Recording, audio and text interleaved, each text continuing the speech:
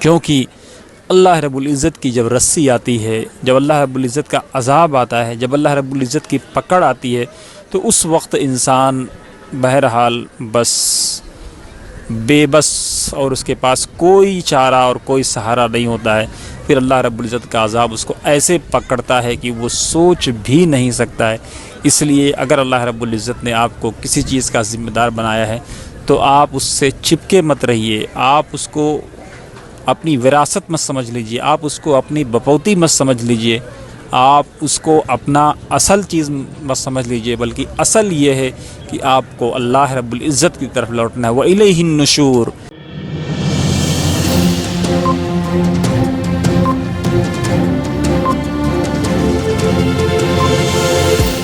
جھوٹ سے دور، خبروں سے بھرپور۔ دوستو، آپ دیکھ رہے ہیں وطن سماچار، میں ہوں محمد احمد۔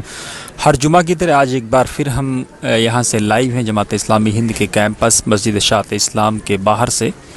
ہماری کوشش یہ ہوتی ہے کہ جمعہ میں خطبہ کیا دیا گیا ہے، جو لوگ یہاں پر جمعہ میں نہیں آ سکے ہیں کم سے کم ان تک وہ پیغام پہنچے، مانوتا کا وہ پیغام، انسانیت کا وہ پیغام، پریم کا وہ پیغام، پیار کا وہ پیغام، سوہارد اور بھائی چارے کا وہ پیغام، ایکتا میں انیکتا کا وہ پیغام، ایک دوسرے سے محبت کرنے کا وہ پیغام۔ تو آج ولی اللہ سعیدی صاحب نے جن بنیادی نکات کی طرف زور دیا، اس میں ایک سب سے امپورٹنٹ بات یہ تھی کہ اے لوگو، اللہ رب العزت نے تم کو ایک مرد اور ایک عورت سے پیدا کیا ہے اور اس کے بعد تمہیں قبیلوں میں بانٹ دیا تاکہ تم پہچانے جا سکو، نہ کہ تم ایک دوسرے پر فخر کرو، کیونکہ جو فخر کرنے کی بات ہے وہ سید یا شیخ یا مغل یا پٹھان یا انصاری یا منصوری کی بنیاد پر نہیں ہے، بلکہ جو فخر کرنے کی بات ہے وہ تقویٰ ہے۔ یعنی تم میں سے کون اللہ رب العزت کے سب سے زیادہ قریب ہے، تم میں سے کون اللہ رب العزت کے سب سے زیادہ نزدیک ہے، تم میں سے کون وہ ہے جو رسول اکرم صلی اللہ تعالی علیہ وآلہ وآصحابہ وبارک وسلم کے فرمودات کو سب سے زیادہ مانتا ہے۔ اس بات پر فخر کرنے کی ضرورت ہے، اس بات پر افضلیت ہے، نہ کہ اس بات پر کہ کوئی شیخ ہو، کوئی سید ہو، کوئی مغل ہو، کوئی پٹھان ہو، یا کوئی انصاری ہو، یا کوئی منصوری ہو، یا کوئی ملک ہو، اس بنیاد پر وہ فخر کرے۔ ایک اور بنیادی بات کہی گئی کہ ایک آدمی آیا جس نے حضرت عمر رضی اللہ تعالی عنہ سے کہا، سیدنا عمر امیر المومنین سے، کہ فلاں آدمی بہت نیک ہے۔ سیدنا عمر نے پوچھا کہ تم اس کو کیسے جانتے ہو؟ اس نے کہا کہ وہ بہت نمازیں پڑھتا ہے۔ سیدنا عمر نے کہا کہ لوگ نمازوں کی بنیاد پر ان کا اور ان کی نماز کا معاملہ ان کا اور ان کے رب کے ساتھ ہے، یہ دیکھو کہ وہ معاملات میں کیسا ہے، یہ دیکھو کہ وہ اخلاق میں کیسا ہے، یہ دیکھو کہ وہ کردار میں کیسا ہے، یہ دیکھو کہ اس کا اس کے بھائیوں کے ساتھ، اس کے رشتہ داروں کے ساتھ، اس کے ملنے جلنے والوں کے ساتھ، اس کے دوستوں کے ساتھ اس کا اصل رشتہ کیسا ہے۔ انسان کی پہچان جو ہے ان بنیادوں پر ہونی چاہیے، نہ کہ اس کے روزے اور اس کی نماز کی بنیاد پر، کیونکہ اس کا روزہ، اس کا نماز، اس کا حج، یہ سب اس کی ذات سے تعلق رکھتے ہیں، لیکن یہ جو صدقات ہیں، یہ جو زکوٰۃ ہیں، یہ عطیات ہیں، یہ جو ملنساری ہے، یہ جھک کر کے جو ملنے کا جو کردار ہے، یہ دراصل یہ اصل انسان کی پہچان ہے۔ اور اس میں ایک بات اور آئی جو بنیادی بات کہ انسان کو اکڑ کر نہیں چلنا چاہیے، کیونکہ انسان اکڑ کر چلنے سے نہ تو زمین کو پھاڑ سکتا ہے اور نہ پہاڑ کی بلندی تک پہنچ سکتا ہے، جس کو قرآن نے بہت واضح الفاظ میں کہا ہے کہ لن تخرق الارض، کہ نہ زمین کو پھاڑ سکتے ہو، ولن تبلغ الجبال طولا، اور نہ پہاڑ کی بلندی تک پہنچ سکتے ہو۔ تو انسان کو زمین میں سکون کے ساتھ رہنا چاہیے، سکون کے ساتھ چلنا چاہیے، کیونکہ ایک دن اسی زمین کے اندر انسان کو جانا ہے۔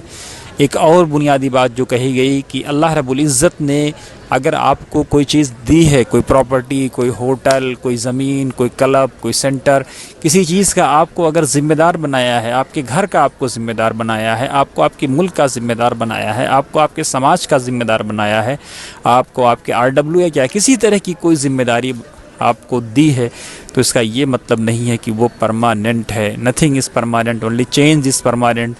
آپ کو جانا ہے اور آپ کے بعد لوگ آئیں گے، تو ایسے رہا کرو کہ کریں لوگ آرزو، ایسے چلن چلو کہ زمانہ مثال دے۔ تو اس بنیاد پر ان چیزوں پر انسان کو سوچنا چاہیے کہ جو کچھ ہے وہ ٹمپریری ہے، اس کو اللہ رب العزت کی بارگاہ میں غدار بن کر کے نہیں، بلکہ ایک فرما بردار بندہ بن کر کے، ایک ایسا بندہ بن کر کے جو اللہ رب العزت کا مقرب ہو، اللہ رب العزت کا نیک ہو، اللہ رب العزت کے قریب ہو، اس طرح کا بندہ بن کر کے انسان کو رہنا چاہیے، جو اللہ کے رسول صلی اللہ علیہ وسلم کے فرمودات پر عمل کرنے والا ہو، جو بھائیوں کو، بہنوں کو، چھوٹوں کو، بڑوں کو، سب کو سمجھتا ہو۔ یہ نہیں کہ اللہ رب العزت نے اس کو چھوٹی سی دولت دے دی تو وہ اکڑنے لگے، لوگوں کو گالیاں دینے لگے، لوگوں سے بدتمیزیاں کرنے لگے، کیونکہ اللہ رب العزت کی جب رسی آتی ہے، جب اللہ رب العزت کا عذاب آتا ہے، جب اللہ رب العزت کی پکڑ آتی ہے، تو اس وقت انسان بہرحال بس بے بس اور اس کے پاس کوئی چارہ اور کوئی سہارا نہیں ہوتا ہے۔ پھر اللہ رب العزت کا عذاب اس کو ایسے پکڑتا ہے کہ وہ سوچ بھی نہیں سکتا ہے۔ اس لیے اگر اللہ رب العزت نے آپ کو کسی چیز کا ذمہ دار بنایا ہے تو آپ اس سے چپکے مت رہیے، آپ اس کو اپنی وراثت مت سمجھ لیجئے، آپ اس کو اپنی بپوتی مت سمجھ لیجئے،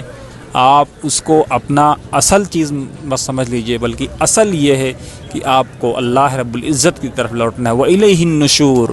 اے لوگو کلوا واشربوا، اللہ نے جو دیا ہے اس میں کھاؤ اور پیو، وَلَا تُسْرِفُوا، لیکن فضول خرچی مت کرو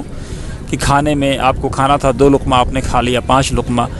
آپ کو کھانا نہیں تھا آپ نے کسی کا حق کھا لیا، کسی کا حق رکھا ہوا تھا، جب تک کہ اس سے آپ اجازت نہ لے لو۔ تو ان تمام باتوں پر مانوتا کے اصولوں کو آج فوکس کیا گیا اور یہ کہا گیا کہ اس مالک کے سوا جگت میں کہاں کوئی دوجا کرتار، نبی رسول محمد صاحب جگت گرو انتم اوتار، اس کی مہما اپرم پار، پوج اسی کو پوج گنوار، ہر گھٹ میں پرکاش اسی کا، کعبہ اور کیلاش اسی کا، دیو اسی کا، داس اسی کا، تو یہ جو کچھ ہے ہر جگ میں پرکاش اسی کا، جو کچھ ہے ساتوں عالم ساتوں زمین، جو کچھ ہے سب کچھ اسی کا ہے، کسی کے باپ کی کوئی بپوتی نہیں ہے۔ یہ انسان کو سمجھنا چاہیے۔ ہماری کوشش تھی اس کو بریف میں خطبے کو آج آپ تک پہنچایا جائے، جو ہم نے پہنچایا، اور اسی طرح لگاتار ہم پہنچاتے رہیں گے۔ آپ لوگوں سے دعاؤں کی درخواست ہے، آپ لوگ دعائیں دیتے رہیں، محبتوں سے نوازتے رہیں، اور ہم اپنا فرد منصبی اسی طرح سے ایک پترکار کا، ایک صحافی کا ادا کریں گے۔ اللہ تعالیٰ سے ہمارے لیے بھی دعا کریں، ہم آپ کے لیے دعا کریں، اور ہم تمام لوگ، تمام ویورز ایک دوسرے کے لیے دعا کریں۔ دعا اسی بات کا کہ یہ ملن رہے، پیار رہے، پریم رہے، سوہارد رہے، بھائی چارہ رہے۔ بہت بہت شکریہ، آپ دیکھ رہے تھے وطن سماچار۔